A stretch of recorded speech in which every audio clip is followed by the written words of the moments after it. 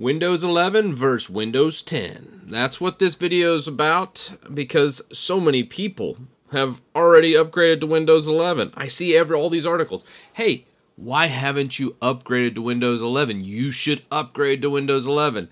And I see a bunch of YouTubers making videos about it. I made a post. I said, hey, do not upgrade to Windows 11. And the reason for this is simply you don't get much, but you lose a lot. And that is the state today. I'm sure Windows 11 will get patched and performance bugs will get worked out. But as of today, these are two stock installs. So instead of just telling you, hey, this is a history of Microsoft and you really want to kind of avoid launch days and other things, I thought, hey, I'm going to just show you. But these installs were almost identical. I will say for the time it took to install it, it was almost the same. So the install process hasn't changed practically at all. The process counts are not what you'd expect. I would expect, obviously some process counts or things getting cleaned up. That hasn't happened. They've just kind of tacked on more stuff. This process count actually on install on the first boot when I recorded it was about 136 in Windows 11. Windows 10 is consistently between 111 and 116 stock. Now obviously, I would never run a stock install of Windows. I just think, hey, Windows is really meant to be optimized and made into something that doesn't suck. But out of the box, it does have performance issues. And they make up with this by just throwing a bunch of hardware at it. And I just hate to see this trend continue where, hey, you need the latest hardware, not because your game won't play it, not because your application needs it, but because Windows has just bloated up more. And that's kind of where I wanted to start with this video. Now, on the memory side of things, you can see there's a little bit of a different story as well. You can see the Windows 10 counterpart here using about 1.5, 1.6. Again, stock settings. All I've run is complete updates. Also, this Windows 10 is 21H1. Pretty much the latest and greatest that you can get on Windows 10. And this one over here is the official release from Windows 11. I know a lot of people aren't going to really care about having 500 megs gone, but still, some major issues here. Like, you got 2 gigs committed, 2.1 cached over here on Windows 11. On Windows 10, you have 1.6 committed with another not even a gig cache. So you're caching almost double the memory stock settings.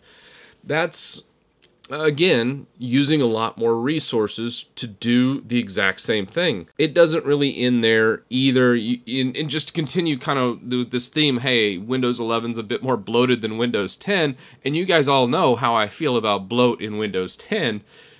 Let's pull up File Explorer. You can see this one over here is using 19.9, which is funny because this is a change from, again, my initial readings. So this one right now is using 22.9, which means Windows 11 was lighter, right? Well, the funny thing is, this actually did about 3 gigs of updates, and on stock install from the ISO, this one over here was about 19 gigs, and this one over here, kind of crazily enough, they might have done something with the update system. I'll have to dive in a little bit deeper, but this one was 20.3. And 20.3, that's almost a half a gig of used space that all of a sudden it cold. So I'll have to look into how they changed the size. I think maybe the Windows update is actually maintained properly now, which this has been a problem in Windows pretty much forever. I know Windows 7 was super egregious with it. If you remember probably 2015 era when Windows 10 came out, it was not uncommon to have a 30 or 40 gigabyte Windows 7 installed just from all the updates going on. And I think towards the end there, some people in like 2020 when Windows 7 went end of life, that was really, really egregious, and it was kind of nuts. I think it got all the way up to 50 gigs or something. So looking at this, I'm glad they're putting more thought into actually cleaning up some of the updates, and I thought that was kind of an interesting tidbit that Windows 10 was actually lighter than Windows 11 on install, but after all the updates and everything, Windows 11 actually dropped in size from over 20 gigs, and Windows 10 increased in size almost a full 3 gigabytes. So the other thing we need to bring up, and when I say don't upgrade to Windows 11, there might be some people out there that it does suit them, but I see a lot of gamers and residential people doing it, and a lot of them are going to be kind of disappointed because right now there's rumors. I haven't actually run these benchmarks myself. The next video I'm going to go over is benchmarking like Windows 11 versus a Linux box, because I think if these rumors are true, which I think Linus Tech Tips came out and said that in some games Windows 11 was seeing as much as a 30% decrease in FPS and performance, which is kind of nuts. So let me close this out, and we're going to just kind of go between the two and see what we got with Windows 11, Windows 10 over here, and we're going to check out the differences. First difference is the taskbar. You lose pretty much all of these features. Like the biggest thing here that people care about is Task Manager. Like being able to launch that is kind of nice with a right click. Not the end of the world though. Control-Shift-Escape will auto launch your Task Manager. So over here, when you right click, you just have taskbar settings, which launches you into the settings menu. The other big thing here is the settings menu overhaul and the start menu. I'm not going to waste any time with this because, hey, I actually like the Windows 11 design past the Windows 10 design. I really hate Windows 10 start menu, so I would actually give this one more of a Windows 11 winning this one. But the context menus are also kind of problematic for me. Like if I look at document here and I just right click, you kind of notice these context menus. They're a bit different. I don't like how different these context menus are. The big things is like I had edit with Notepad++ or open with VS Code or whatever it might be. All these have basically disappeared. Some I think will get re-added, like you see OneDrive here, but a lot of times you're going show more options, and then you have your traditional context menu, where obviously over here you don't really run into that. And I can pull that up, but you have your basic context menu. There's not that show more option to get the more default one. Now I am working on some tweaks to my debloat utility.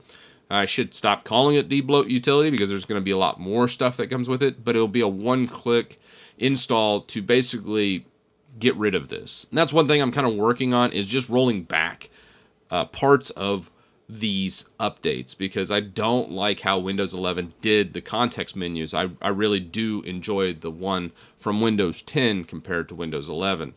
But it should be noted that this is a sizable change. And there's still a lot I'm digging into on the Windows 11 side of things. I just kind of wanted to give it a little bit of an update of why I tell people don't update Windows 11. And I want to just leave you guys with this. In chess, the pawns go first.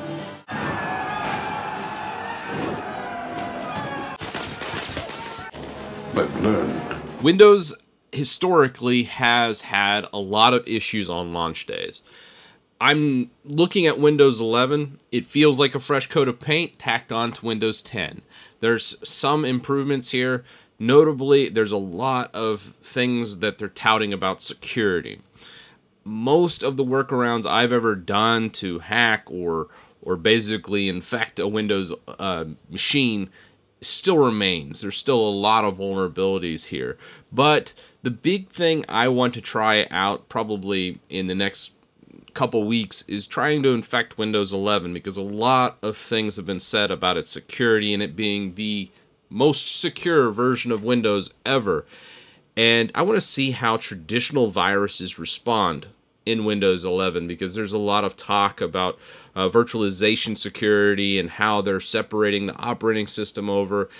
And to me, it just does not feel like that at all. I know TPM and Secure Boot, those are more from a physical intrusion perspective, where we'd still have to worry a lot about virtual intrusions or virtual hacks and all that stuff.